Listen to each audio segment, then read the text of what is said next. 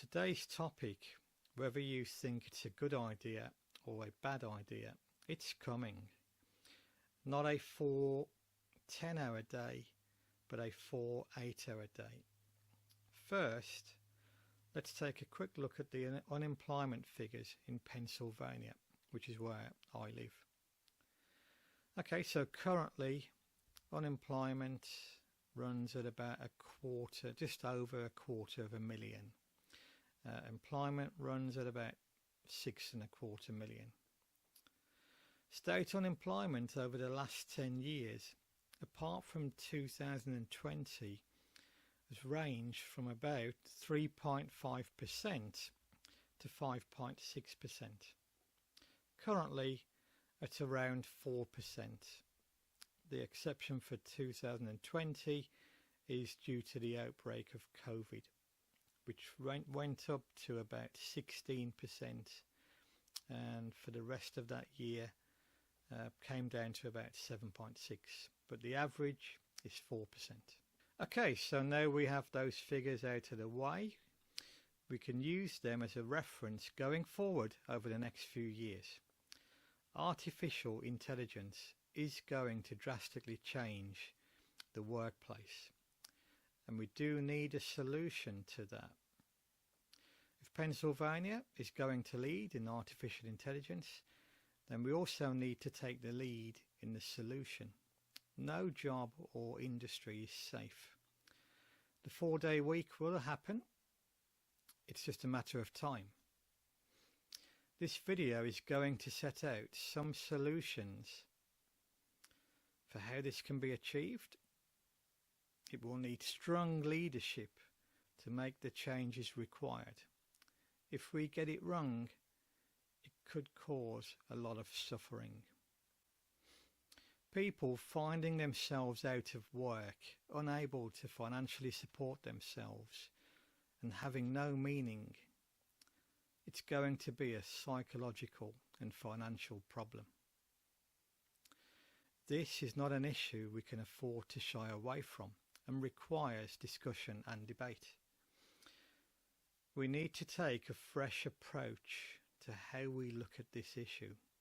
Real problems need real solutions, and not after the event when the damage is already done, but before and even alongside, as industry and technology start to take a real grip in society.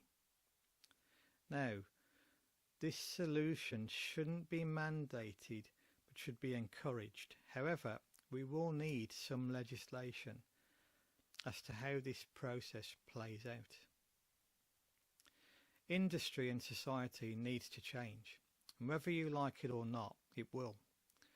Artificial intelligence is so more advanced than we can realise. Okay, so let's get into this. Let's keep the numbers simple, but you can scale up and down depending on the size of the company, and it will vary from state to state. Once states see the advantage of the 4-day week and what it can do to lower their unemployment figures, as unemployment starts to rise, and it'll rise quickly if nothing is done. Implementing some of these solutions for unemployment and also reducing inflation rather than pushing inflation up, states will become competitive places to live and inspire new business. The entire world will follow our leadership on this if we act now. We don't have much time. This issue will come around quicker than we can imagine. Let's say you have 4 people working 8 hours a day for 5 days. Today's standard working week is a 40-hour week. Multiply by 4 people and that works out to 160 hours. That's hours of production. Right, so let's say you have 5 people still working 8 hours a day for 4 days, or a 32-hour week. That means 5 people times 32 hours a week equals 160 hours of production. It's the same amount of productivity. From an employer's perspective, it would be the same labour costs of production hours. If the company needs overtime for whatever reasons, Christmas period or launch of a new product, they now have 5 people to choose from instead of 4. If someone goes off sick, they have 4 people instead of 3. So let's say in our example, the worker earns $14 an hour. So $14 an hour times a 40-hour week equals $560 per week. And we'll keep these numbers simple and include tax and all that sort of stuff. Now, the guy working 4 days, giving us 32 hours times $14 an hour equals $448 per week. That's a difference in pay of $112 a week. So what are we going to do? Well, there's a few options, or maybe parts of all 3 options I include could be implemented. It doesn't really matter which options we use as long as they are fair for everyone. More people will be working, so there will be more money going into the system and less people taking, which would allow us to reduce taxes across the board. For example, tax on fuel could be reduced, sales tax could be reduced slightly, vehicle tax, etc. could all be slightly reduced. This would bring down the cost of living, meaning that the income you earn has more spending power.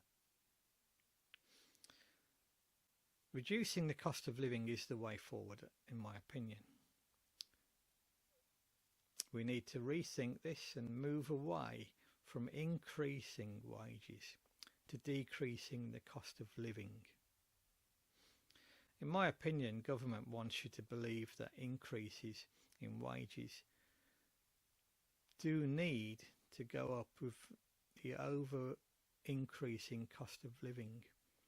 While this is true based on that scenario, it is part of government that is causing this reaction and problem. Hopefully, the legislators you elect will see the benefits of this idea and be able to pass bipartisan bills that will benefit everyone. The taxpayer will no longer be able to foot the bill for government pension schemes and golden handshakes. Moving these programs towards a 401k pension option is a better way forward and could be implemented as new people come into the workforce. As you can see, this is not a simple option. The 4-day week, it will create a change across the entire industry. Now, there will be less unemployment if you've got 5 people working now instead of 4. Across the board, that's going to be a massive reduction in people unemployed. However, putting that money back into the system, after all, the current system is where unemployment is paid for by employers through a joint federal state funded it's federally state funded by employer taxes through their payroll. Each state manages their own unemployment insurance and pays benefits, while the federal government oversees the program and provides funds for states to borrow from if their reserves run out. So where the employer, state and federal governments save here, it could be put back into the system to help bring down the cost of living. Workers' compensation, which is about $1 per $100 payroll, could also be offset. So what does this mean?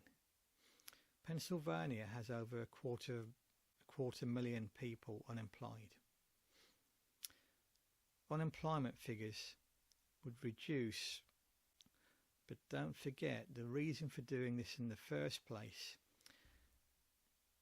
is because of the loss of jobs caused by artificial intelligence. Let's say it costs $10,000 to $15,000 per year per employee for health insurance. With companies saving so much money after their initial investment in artificial intelligence to do the work and replace workers at a fraction of the cost, then that money could be offset. For every so many workers replaced by artificial intelligence, or to put another way, for every so many hundred thousands of savings the employer would be required to pay additional $10,000 to $15,000 for that fifth person employed for their health insurance. The cost of government will be scrutinised. The benefits and golden handshakes and lush pension packages, which cannot be matched in the public sector in such large scales, will need to be reduced. Anyone promised their early pension, etc., should still be entitled to whatever they signed up for, but going forward this will need to change.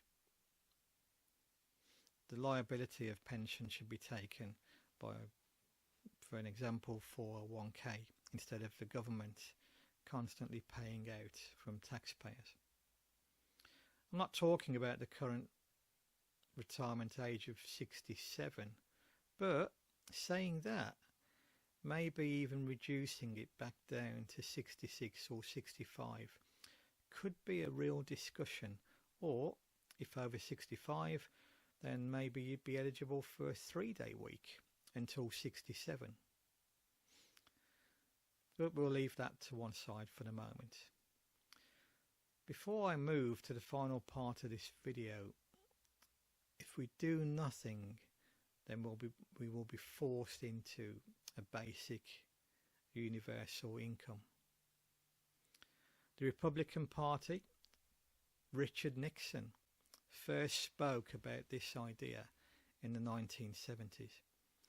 In 2019, Andrew Yang ran for president on it.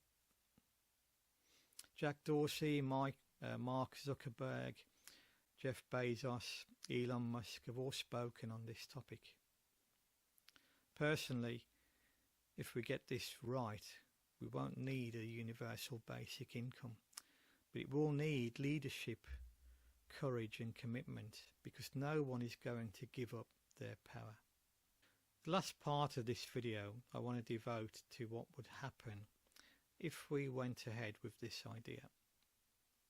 So, what will you do with your third day off?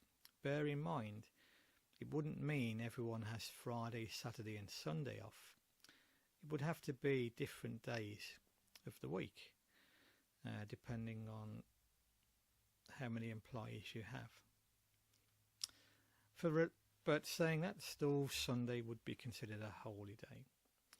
For religious people, it would allow them to dedicate Sunday as a day of rest. Let's face it, having a 2-day weekend in this day and age, you don't get time to get everything done. And you end up doing stuff on weekends, especially Sunday. You race to church and race back home. You could now use this time to better serve your God and learn about your religion. Read the Bible, spend time with your family. Let's face it, everyone's overworked and anxiety and stress and depression are through the roof. Having an extra day off would benefit everyone. More time to relax and improve your health. The leisure industry would benefit from this, creating jobs as more and more people would be able to do things with the extra day. Gym membership may improve, which would lead to a healthier society. An increase in all activities, golf courses, vacations, DIY, self-improvement, the list goes on and on. A less stressed society. America can lead from the front on this issue, so that other countries can follow from our leadership. Like I say, this isn't a choice of a 4-day week. It is coming. There simply won't be enough jobs to stay the way we are. So, a 4-day week is the way forward. Don't think artificial intelligence can't take your job or industry. There isn't a job that artificial can't be programmed and learn to do. For example, DoorDash, with self-driving cars delivering food, to automated policing systems, judicial system could be mostly computerized. An AI program could read X-ray results far quicker and more accurate than any radiologist that's been training for 20 years. No one's job is safe. The line between machine and man is getting closer. Tesla Optimus is a great example of how artificial intelligence has advanced. Apart from being programmed, it learns, and that learning can be updated through their entire platform and network. In the past, robots have been thought of in regards to replacing one task supervised by workers. Artificial intelligence machines will replace human labour in a massive scale. In 2027, I believe that Tesla plans to produce, let's say, 1 million of these artificial intelligent machines or humanoid robots. And that's a year, bringing the cost down of those machines to estimated $20,000 per unit, or whatever price the market decides, because that will be the ultimate decision on price. At 20,000 for many companies, that will be a huge savings on labour costs. Big corporations will be forced into this to stay viable, because their competitors will take advantage of this cost savings and increase production. This is why we need to find a solution. This conversation needs to start today, because we can't just wait and see and then respond. If we wait, we'll be forced to adopt whatever the people in control want, because the entire system will change. This will fundamentally change our society. The rules are changing. The cost of labour could collapse if we let it. This will be a revolutionary time in history. Historians will call it something like the artificial intelligence age, and we at the moment are right in the middle of that. Whoever controls this technology will control the workforce of the future. Congress and state legislators will need to make sure that we do the right thing. We need to make sure that company profit over people regarding artificial intelligence and implementation into the workforce does not destroy the fabric of society. People need meaning. A 4-day week may not be enough. A 3-day week may have to be considered. What will mankind do with the remaining 4 days off? Investing in a better society would be a goal, but society needs to be ready for this. Now, big companies, they may not do the right thing if left unchecked. They won't be able to, as their competitors push artificial intelligence. They will be forced to stay competitive. Companies will restructure in a heartbeat to maintain their profits. I'll add, if we stop training people to do the basic jobs, and that could happen, and replace them with artificial intelligence, What if the system goes offline for whatever reason? What will happen?